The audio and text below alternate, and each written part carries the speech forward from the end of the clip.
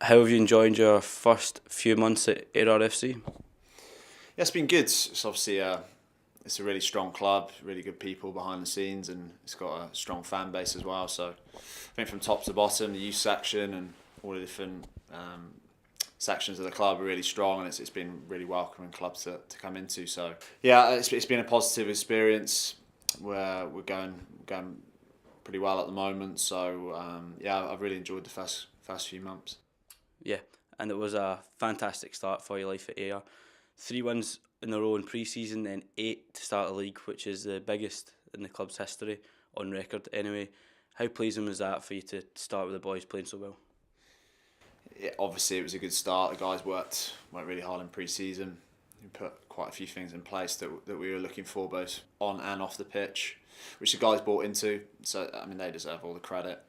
And we had some really good wins, especially at home. We had some big games at home, and really good crowds for those, and good wins. So there was some really good results there, and yeah, it was good.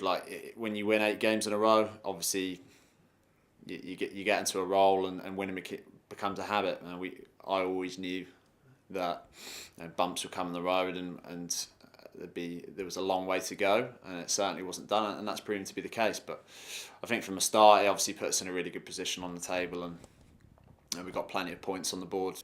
At the weekend, it was a wee bit closer, right down to the wire. Got the win in the end, but what was your feelings? 10 points down with 5 minutes to go. What was going through the sidelines? Frustration. We hadn't played particularly well in certain areas of the game, and we've been pretty poor in. And yeah, it was frustration. It looked like one of those games where we been held up twice. I think we ended up getting held up 3 times in the end. Bombed a few chances, given away a couple of soft scores, and you're thinking, it's going to be a tough one to take. And we had plenty of ball, but just weren't ruthless enough with it. And you're wondering, is it going to be one of those days? But fair play to the guys that they stuck to their task, and in the end got a try, and then that almost galvanised them. And then we scored a really good try in the last minute of the game. So you've got to really praise the spirit of the players and the belief that they've got to be able to pull that off and keep going to the end, even though things hadn't necessarily gone our way for the majority of the game. But we're pretty honest with ourselves in the fact that we can be much better than we were on Saturday, and we'll have to be. Yeah. And looking at coming ahead, we'll probably get 2 of the biggest games this season.